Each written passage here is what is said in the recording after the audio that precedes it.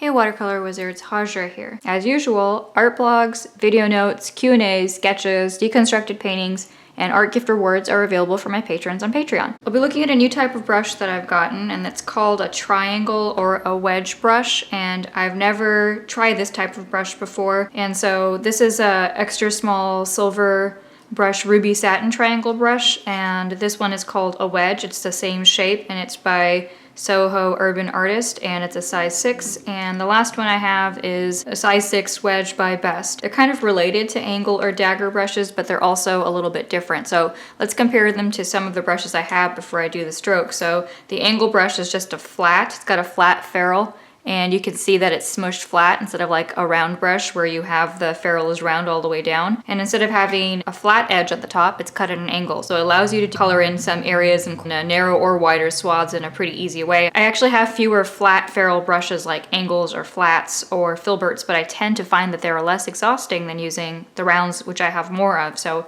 as I grow older, I might replace more of those instead of getting more rounds because I just use them a lot more. Even though it's a filbert, it's an extra pointed filbert, so it's sort of coming at a really sharp point that's almost like some of these triangle brushes, so I just wanted to compare the strokes. And you can see that this is also called a striper by Silver Brush Black Velvet, and these are both a 1/4 inch. But look how different the Simply Simmons one is from the Silver Brush Black Velvet. This is a more of a traditional dagger shape, while this one is almost just like a long angle shape. So it's completely different. It looks more like this brush and way less like this one, even though they're both called stripers. So keep in mind that when you buy a sword or a dagger or a striper, depending on the brand, it might look very different. Here's my smaller dagger. This is for miniatures, but I use it for regular painting because I like the size. This is an 1/8 of an inch. It's by Princeton, but you can basically see that it's the same shape as a Silver Brush Black Velvet, where it's a really long, extremely cut angle brush, and the difference is that this is a squirrel and synthetic. This is only synthetic, this is much smaller,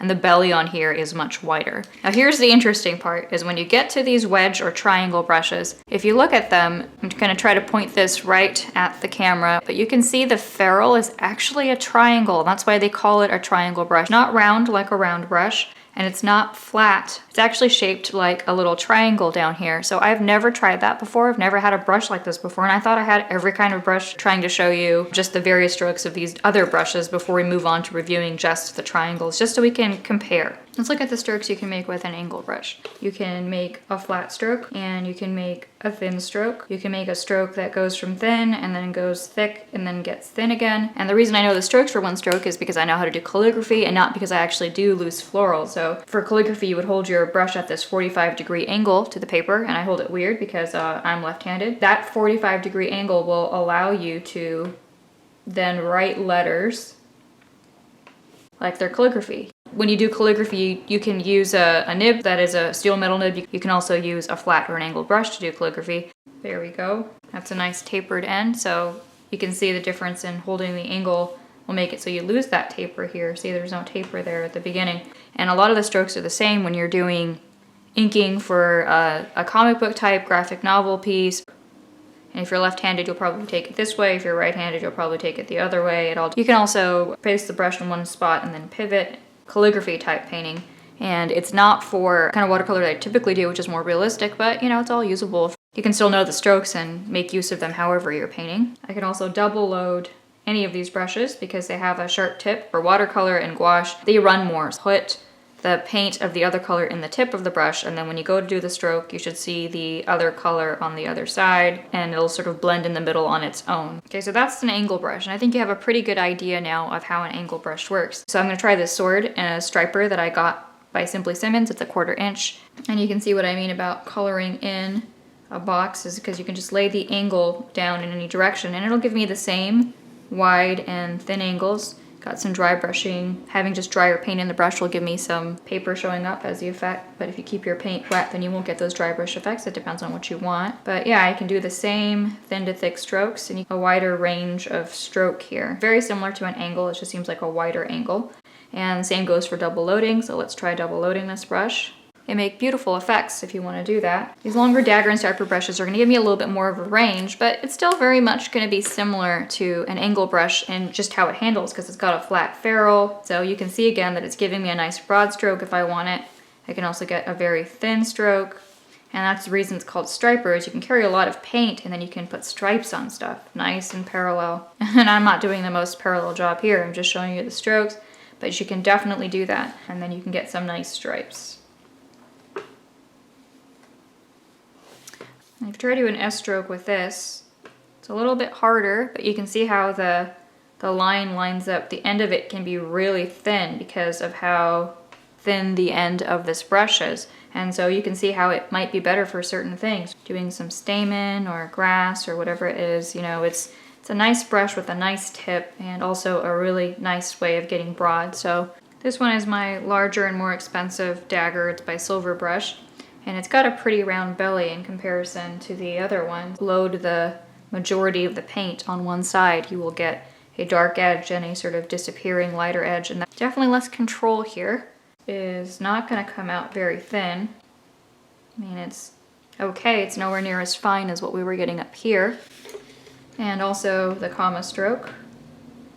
And it's the same way, and still nice, it's just less control. But I definitely like the double loading works with a bigger belly brush, is that you can also just use a lot of the water to do a gradient effect if you load more pigment into one side, which is the tip of the brush. And I tend to feel like I use this one more as a sort of large glaze lay-in type brush because it's just so big and floppy.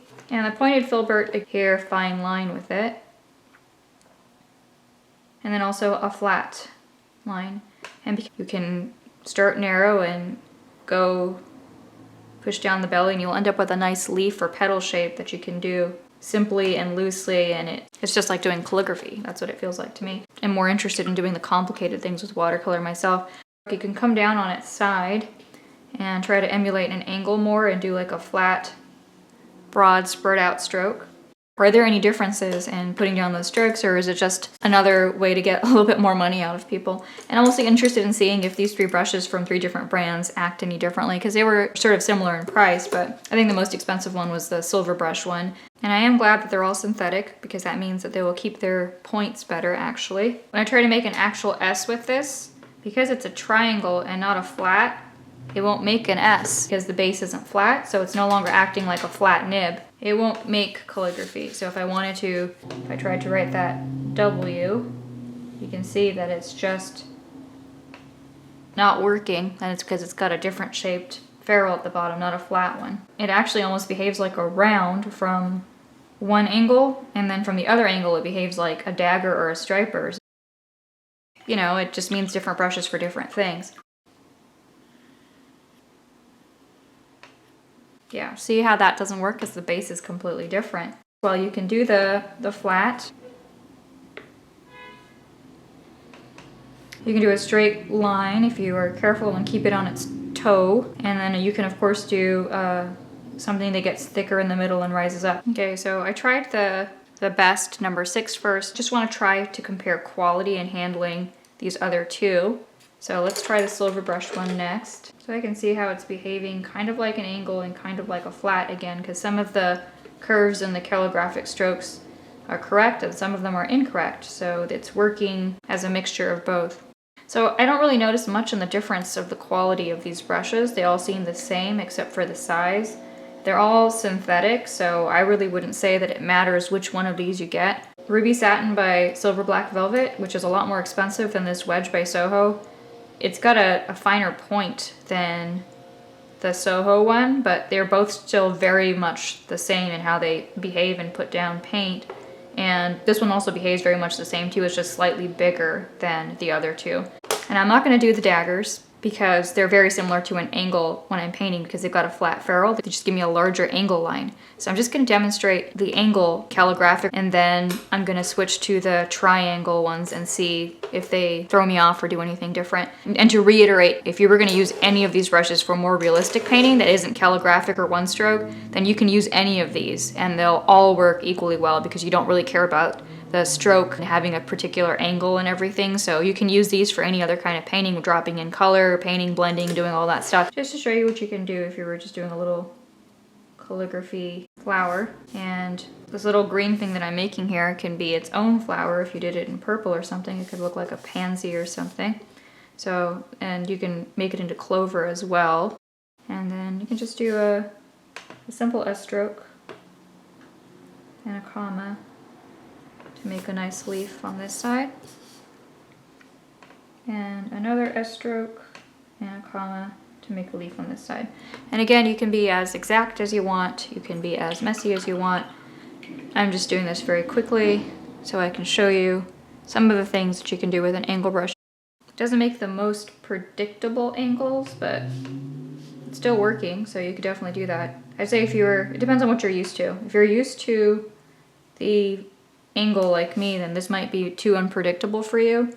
If not, then you might enjoy it and you can get that. I definitely love the handling of it for regular painting. But yeah, I mean, it's pretty, it's definitely pretty. It's not as predictable in its angles, but as a result of not being as angular, this looks more natural, and I can see that if I had a lot more practice with this, that I could do nicer one strokes. I mean, the thing about one stroke is, because you can't fix it, and it's like calligraphy, if you don't do it just right, then you just have to start over. It goes a lot faster than doing a realistic watercolor botanical, but I mean, it's also, if you mess up, you can just start over fast, but also if you mess up, you can't fix it, so you have to start over. So it just depends on, like, you know, what your style is.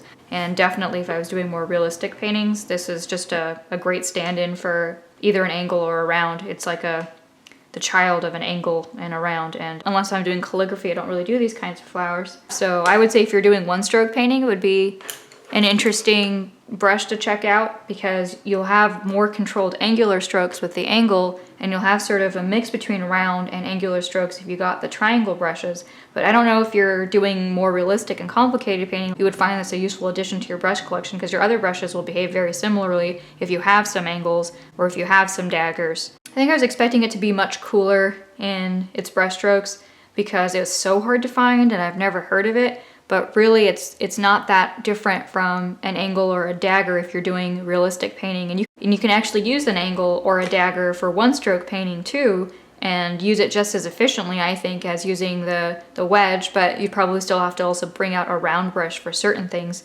I guess that's where it tries to fill that gap, is it's kind of a mix between a round and an angle, but that's more if you're doing a one-stroke calligraphic style painting. If you're doing more complicated painting, then it's not really necessary to buy a brush like this. It'll behave very much like your other brushes.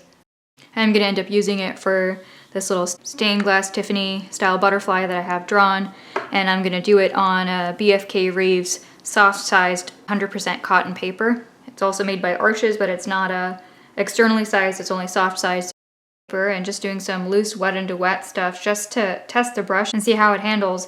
It really is what I thought before, which is that it handles like a combination of a round and a flat. I didn't notice an improvement when I was painting, and I also didn't notice any detriment, so it really behaves very much like those other brushes. I don't really put it in the category of must-have tool for the calligraphic one-stroke or for the regular wet into wet layered type watercolor paintings. All three of these brushes only cost like $30 something, so about $10 a brush, and that's not super expensive. Not super cheap either, but not super expensive. And the people who did talk about it like it was a special amazing brush, and while it is a sort of quirky brush, it's not irreplaceable, and it also doesn't do something that your other brushes won't do alone or in combination. So that's my review of the triangle wedge brush, and I hope you found it instructive. Thanks for parking your brushes here. Please like, subscribe, and check out my website links and Patreon page to support my art and art channel below. And until next time, wishing you magical paintbrushing adventures.